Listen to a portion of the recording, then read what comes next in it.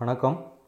இப்போ நம்ம பார்க்க போகிறது பாலிட்டி, அதாவது 5/3/2019 நடந்த டிஓ எக்ஸாம், டிஸ்ட்ரிக்ட் எஜுகேஷன் ஆஃபீஸரோட எக்ஸாமோடைய கொஸ்டின் பேப்பரில் இருக்கக்கூடிய பாலிட்டி கொஸ்டின் மட்டும் பார்க்க போகிறோம். இது 21 கொஸ்டின் பாலிட்டிலேருந்து கேட்டிருக்காங்க. முடிஞ்ச வரைக்கும் அதோட எக்ஸ்ப்ளனேஷன் தேவையான இடத்துல நான் கொடுக்குறேன். இருந்தாலும் நீங்கள் பார்த்துக்குங்க. இது வந்து இந்த டாப்பிக்கை வந்து ஒன்றையும் நீங்கள் படித்தாலே குரூப் 2A குரூப் 4க்கு நல்ல ஒரு யூஸ்ஃபுல்லாக இருக்கும். நல்ல இதில் இருக்கிற டாபிக் பார்த்தாலும் அடுத்த எக்ஸாமுக்கு வரலாம். சரி, நம்ம இதுக்கு போயிடலாம். ஃபஸ்ட்டு பார்க்கக்கூடியது, அதாவது முதல்ல லோக் அதாலத் நடைபெற்ற ஆண்டு என்ன அப்படின்னு கேட்டிருக்காங்க. இதுக்கான சரியான விடை 1986. 86 தான் முதல்ல லோக் அதாலத்துங்கிறது இன்ட்ரடியூஸ் பண்ணாங்க. அடுத்து வந்து சில ஆப்ஷன்லாம் கொடுத்துருக்காங்க. அதாவது சமய ஆட்சி எந்த நாட்டில், மதச்சார்பின்மை, நேரடி மக்களாட்சி, பொது உடைமை. இதில் எடுத்த உடனே நீங்கள் சமய ஆட்சின்னு பார்க்கக்கூடிய ஈரான் வந்து டிக் பண்ணாலே இந்த 3 இது ஃபஸ்ட்டு உங்களுக்கு தெரிஞ்சிருந்தாலே நீங்கள் அடிச்சிடலாம். இருந்தாலும் நம்ம வந்து மதச்சார்பின்மை அப்படின்னாலே இந்த ஆப்ஷனில் பார்த்தீங்கன்னா எந்த நாடு அப்படின்னா நம்ம இந்திய நாடை சொல்லலாம், மதச்சார்பின்மை. அதே போல் நேரடி மக்களாட்சி சுவிட்சர்லாந்து. அதுபோல் பொது உடைமைனாலே சீனா தான். அவங்க வந்து கம்யூனிஸ்ட் பார்ட்டி. பொது உடைமை அப்படின்னாலே சீனா, ரஷ்யா. அதே போல் நேரடி மக்களாட்சின்னா சுவிட்சர்லாந்து. சமய ஆட்சி நடக்கக்கூடிய நாடுகள்லாம் பாருங்கள். அதாவது இந்த வளைகுடா நாடுகள்லாம் மேக்சிமம் சமய ஆட்சி தான். பாகிஸ்தான், ஆப்கானிஸ்தான், இந்த ஏரியாவிலலாம் அதாவது அவங்களோட கான்ஸ்டியூஷனே மதமாக தான் இருக்கும். ஓகேங்களா? அவங்களுடைய சட்டமே மதத்தின் அடிப்படையை கொண்டதாக தான் இருக்கும். சரி,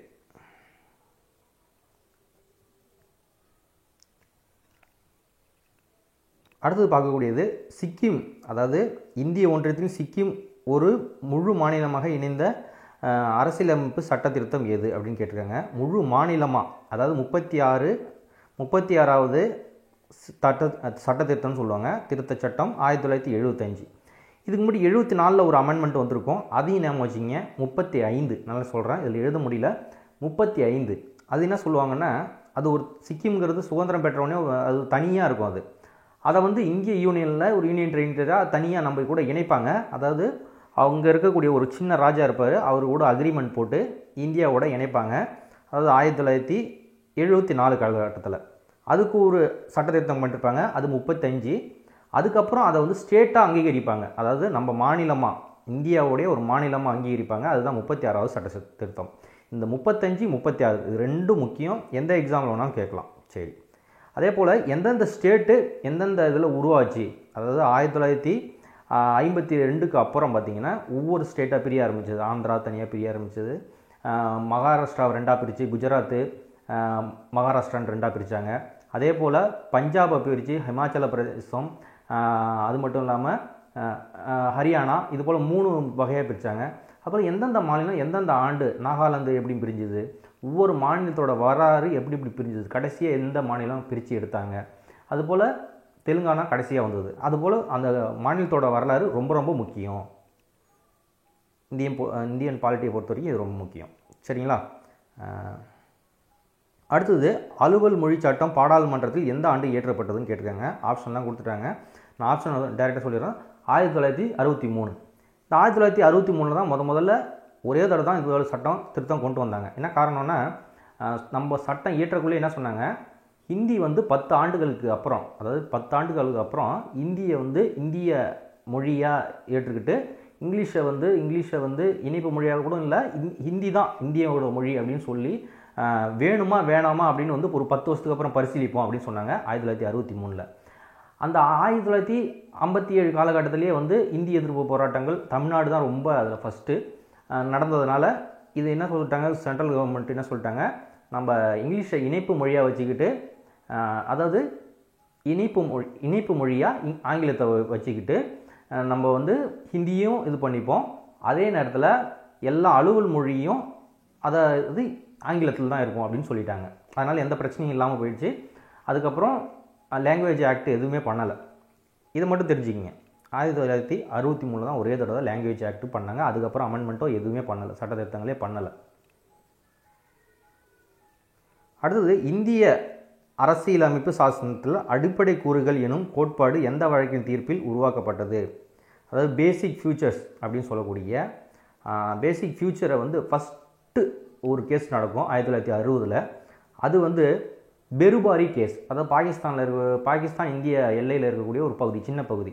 இந்த பெருபாரிங்கிற இடத்துல தொடர்பாக பிரச்சனை வந்த உடனே அவங்க வந்து சட்டத்தை நாடின உடனே என்ன பண்ணணும், அந்த கேஸ் வந்து 1960. நல்லா ஞாபகம் வச்சுங்க, ஆண்டு முக்கியம், கேஸும் முக்கியம். எந்த கேஸு? பெருபாரி கேஸ். அது என்ன சொல்லிச்சு அப்படிங்கிறது முக்கியம்.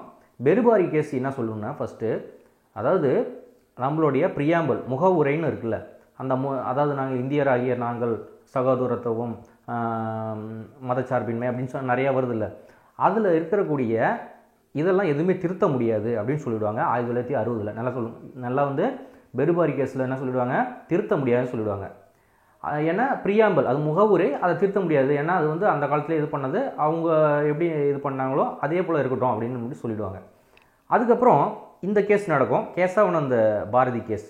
அதாவது 1973. இந்த கேஸ் நடக்கக்குள்ள என்ன சொல்லுவாங்க, அதாவது முகவுரையை திருத்தலாம், ஆனால் அதோடைய அடிப்படை கூறுகளை வந்து மாற்றி அமைக்காத அளவுக்கு, அதாவது அடிப்படை கூறுகளை மாற்றி அமைக்காத அளவுக்கு நீங்கள் அதை வந்து திருத்தலாம் அப்படின்னு சட்டம் சொல்லிவிடுவாங்க. அதுக்கப்புறம் 2-3 கேஸ் நடந்திருக்கும். எல்ஐசி ஆஃப் இந்தியா கேஸ் வந்து 1993 அந்த காலகட்டத்தில் வந்திருக்கும். எல்ஐசி ஆஃப் இந்தியா கேஸ் கூட அதிகமாக கேட்க மாட்டாங்க. இருந்தாலும் பெருபாரி கேஸு, கேசவானந்த பாரதி கேஸு, அடுத்தது மினர்வா மில் கேஸ்னு ஒன்று வரும். இந்த 3 கேஸும் முக்கியம். சரிங்களா? அடுத்தது வந்து இது போல் ஆப்ஷன் கொடுத்துருக்காங்க. இது வந்து ரொம்ப இது வந்து கொஞ்சம் கஷ்டமான கேள்வி தான். அதிகமாக வந்து இதில் வந்து ஒன்றே ஒன்று நம்மளுக்கு தெரிஞ்சுக்கலாம். அதாவது கோபாலகிருஷ்ண நாயர் கேரள அரசு, அது மட்டும் உங்களுக்கு தெரிஞ்சாலே இந்த ஆப்ஷன் அடிக்கலாம். அது மட்டும் ஆப்ஷன் தெரிஞ்சால் கூட ஓரளவுக்கு பார்த்துக்கலாம். இந்த கொஸ்டினை பார்த்துக்குங்க, இந்த எக்ஸ்பிளனேஷன் இது தேவையில்லை.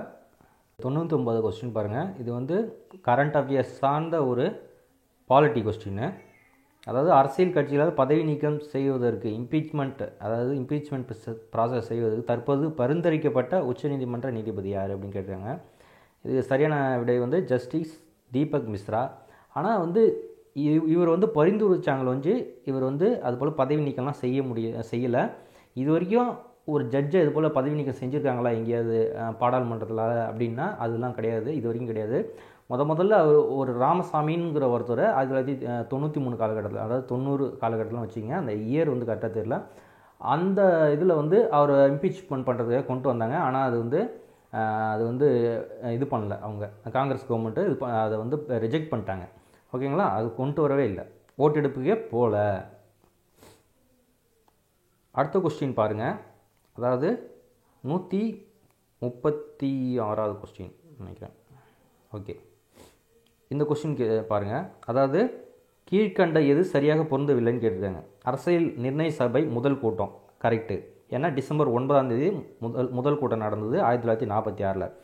அதாவது நேரு முக்கிய நோக்கங்கள் தீர்மானம் ஆப்ஜெக்டிவ் ரெசல்யூஷன் எப்போ கொண்டு வந்தார்? டிசம்பர் 13. நல்லா நாம வச்சுங்க, டிசம்பர் 13 கொண்டு வந்தார். ஆனால் இங்கே நவம்பர் 13 கொடுத்துருக்காங்க. நடுவில் இன்னொன்று வரும், டிசம்பர் 11. அப்போ தான் ராஜேந்திர பிரசாத் வந்து நிரந்தர உறுப்பினராக தேர்ந்தெடுக்கப்படுவார். அதாவது அந்த டிராஃப்டிங், அதாவது கான்ஸ்டியூஷன் அசம்பிளியோட தலைவராக தேர்ந்தெடுக்கப்படுவார். மீதி எல்லாம் கரெக்டு. அதே போல் அரசியலமைப்பு நிர்ணய சபையின் இறுதி கூட்டம் என்னைக்கு நடந்தது? ஜனவரி 24, 1950. அரசியலமைப்பு நிர்ணய சபை தேசிய கொடி ஏற்றுக்கொண்டது ஜூலை 22, 1947. இதெல்லாம் கரெக்டு. ஓகேங்களா?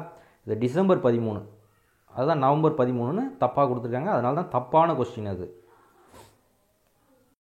இந்த 34வது கொஸ்டின் பாருங்கள். என்பி கரே வெர்சஸ் இந்திய தேர்தல் ஆணையம் எனும் வழக்கு எதனோடு தொடர்புடையது? இது கொஞ்சம் கஷ்டமான கொஸ்டின். இதுக்கான ஆன்சர் என்ன கொடுத்துருக்காங்கன்னா, குடியரசுத் தலைவர் தேர்தல் தகுதி நிலை குறித்து வினவும் மனுதாரருக்கு இருக்க வேண்டிய தகுதிகள் குறித்து கூறுது அப்படின்னு சொல்லியிருக்காங்க. அவ்வளோதான். இது ரொம்ப அந்தளவுக்கு தேவையில்லை. அடுத்தது பார்த்திங்கன்னா, Veerappa Moily commission is associated with அப்படின்னு கேட்டிருக்காங்க. வீரப்ப மொய்லி தலைமையான ஆணையம் தொடர்புடைய விவகாரம் எது அப்படின்னு கேட்டிருக்காங்க. இது ரொம்ப முக்கியமானது. அட்மினிஸ்ட்ரேஷன் ரிஃபார்ம்ஸ் கவுன்சில் சொல்லுவாங்க. அதாவது அட்மினிஸ்ட்ரேஷன் ரிஃபார்ம் தான், நிர்வாக சீர்திருத்தம். அதாவது அட்மினிஸ்ட்ரேட்டிவ் ரிஃபார்ம்ஸ் கமிஷன் ஃபஸ்ட்டு யார் வந்து தலைமை தாங்கினாங்க அப்படின்னு கேட்டாங்கன்னா மொரார்ஜி தேசாய். அதுக்கப்புறம் 2007 அதாவது காங்கிரஸ் கவர்மெண்ட் இருந்தப்போ வீரப்ப மொய்லிங்கிறவர் வந்து அமைச்சராக இருந்தார். அவர் தலைமையில் வந்து ரெண்டாவது, அதாவது அட்மினிஸ்ட்ரேட்டிவ் ரிஃபார்ம்ஸ் கமிஷன்னு நிர்வாக சீர்திருத்த அமைப்பு ரெண்டாவதாக ஏற்படுத்தினாங்க. அடுத்தது பார்க்கக்கூடியது, இந்த கொஸ்டினில் எது தப்பாக வந்து பொறுத்திருக்காங்கன்னு கேட்டிருக்காங்க. மாநிலங்களுக்கிடையேயான கவுன்சில், அதாவது இன்டர்ஸ்டேட் கவுன்சில் அப்படிங்கிறது வந்து எந்த ஆர்டிகல், அதாவது எந்த சரத்து அப்படின்னு கேட்டிருக்காங்க. 261 கிடையாது, 263 அதுதான் சரியானது. அது தப்பாக கொடுத்துருக்காங்க. மீதி எல்லாம் சரி. அதாவது பட்டியலிட்ட மற்றும் பழங்குடியின பகுதி நிர்வாகம், அதாவது schedule cost and schedule tribes 244, அகில இந்திய பணிகள் 312, ஆல் இண்டியா சர்வீஸ் பற்றி சொல்லியிருக்காங்க. நிர்வாக தீர்ப்பாயம் 323A, அட்மினிஸ்ட்ரேட்டிவ் ட்ரிபியூனல்ஸ். அடுத்து பார்த்திங்கன்னா, சட்டத்தின் ஆட்சி என்ற கருத்தாக்கம் உணர்த்துவது என்ன அப்படின்னு கேட்டிருக்காங்க. இதுக்கு ஆப்ஷன் என்ன கொடுத்துருக்காங்கன்னா, தன்னிச்சையான அதிகாரம் என்பது இல்லாமல் இருப்பது, சட்டத்தின் முன் அனைவரும் சமம் என்பது, இது 2 சொல்லியிருக்காங்க. பாராளுமன்றத்தின் மேலதிகாரத்தை அப்படிங்கிறத கிடையாது அப்படின்னு சொல்லியிருக்காங்க. அவ்வளோதான். இது ரொம்ப முக்கியமான. அடுத்தது ஆன்டி டிஃபெக்ஷன் லா அப்படின்னு சொல்லக்கூடிய இந்த சட்டம் ரொம்ப முக்கியமானது. அதாவது கட்சி தாவல் தடை சட்டம் எந்த ஆண்டு கொண்டு வந்தாங்க அப்படின்னா 1985. எந்த சட்ட திருத்தம்னா 52வது சட்ட திருத்தம். யார் இப்போ அதாவது பிரைம் மினிஸ்டராக இருந்தாங்க அப்படின்னா ராஜீவ் காந்தி இருந்தார். இந்த சட்டம் ரொம்ப முக்கியமானது. அதாவது எந்த ஷெட்யூலில் இருக்குது அப்படின்னு கேட்பாங்க. ஷெட்யூல் 10 இருக்குது. அட்டவணை 10 இருக்கக்கூடியது தான் இந்த கட்சி தாவல் தடை சட்டம். இது பெருசாக இருக்கும். இது அவ்வளோதான் இது எக்ஸ்ப்ளனேஷனு. அடுத்தது பார்த்திங்கன்னா, இந்திய அரசமைப்பு சட்டத்தின் பிற அரசமைப்பு சட்டத்தில் இருந்து சூறையாடி செய்யப்பட்டது அப்படின்னு இந்த கருத்தை யார் சொல்லியிருக்காங்கன்னு கேட்டிருக்காங்க. இது புதுசாக இருக்குது எனக்கு. அது டாக்டர் அம்பேத்கர் அப்படின்னு, டாக்டர் B.R. அம்பேத்கர்னு சொல்லியிருக்காங்க. இது ரொம்ப இம்பார்ட்டண்டானது. அதாவது நான் முதல்ல சொன்ன மாதிரி பார்ட்ஸு ஷெட்யூல்ஸ் இதில் அடிக்கடி கொஸ்டின் கேட்பாங்க. இந்த யூனியன் டெரிட்டரிஸுங்கிறது வந்து பார்ட் 1ல் இருக்கும். ஆனால் அங்கே பார்ட் 7ன்னு கொடுத்துருக்காங்க. இது தப்பானது. அப்புறம் பார்த்திங்கன்னா பஞ்சாயத்து கரெக்டாக இருக்குது, 9வது பார்ட்டில் இருக்கும். 18வது வந்து எமர்ஜென்சி ப்ரொவிஷன்ஸு, அவசர நிலை பிரகடனம். 15 வந்து எலெக்ஷன்ஸ் பற்றி சொல்லக்கூடியது. அடுத்தது குடியரசுத் தலைவர் அதிகாரம் தொடர்பான எந்த வாதம் தவறு என கருதப்படுகிறதுன்னு சொல்லியிருக்காங்க. இதுக்கு ஆப்ஷன் வந்து நாடாளுமன்ற கூட்டுத்தொடரை குடியரசுத் தலைவர் தலைமை தாங்கி நடத்த முடியும். இது வந்து தப்பு. என்ன காரணம்னு கேட்டிங்கன்னா, அவர் தலைமை தாங்கி நடத்த முடியாது. அதாவது கூட்டத்துக்கு அழைப்பு மட்டும்தான் விடுக்க முடியும். தலைமை தாங்கி நடத்துவது யாருன்னா சபாநாயகர், அதாவது லோக்சபாவுடைய சபாநாயகர். இப்போ சுமித்ரா மகாஜன் இருக்காங்கல்ல, அவங்க தான் நடத்த முடியும். ஒரு எக்ஸாம்பிள் சொல்கிறேன். அதனால் லோக்சபாவுடைய சபாநாயகராக இருக்கவங்க தான் இந்த கூட்டத்தை நடத்த முடியும், தலைமை தாங்க முடியும். அதுக்கு அழைப்பு மட்டும்தான் பிரசிடென்ட் விடுவார்.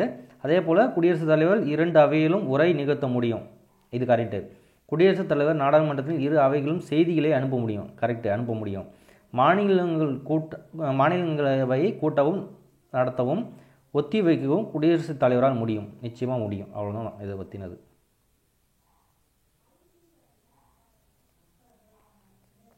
அடுத்தது வந்து 21A என்ன சொல்லுதுன்னு கேட்டிருக்காங்க. இது ரொம்ப ஈஸியானது தான். அதாவது right to life and personal liberty அப்படின்னு ஃபஸ்ட்டு சொல்லக்கூடியது. அடுத்தது 4வது ரைட் டு எஜுகேஷன். அதாவது 21A வந்து என்ன சொல்லுதுன்னா ரைட் டு எஜுகேஷனை பற்றி சொல்லுது. ஆண்டு பார்த்துக்குங்க, ரைட் டு எஜுகேஷனோட ஆண்டு பார்த்துக்குங்க. அவ்வளோதான் பாலிட்டி. 21 கொஸ்டின் இருக்குது இதில். இந்த 21 கொஸ்டினையும் நல்லா டிஸ்கஸ் பண்ணியாச்சு. அடுத்த வீடியோவில் சந்திக்கலாம். இது போல் வேணும்னு கமெண்ட் பண்ணுங்கள். இது போல் ப்ரீவியஸ் கொஸ்டின் பேப்பர்லாம் நம்ம ரிவிஷன் பண்ணலாம்.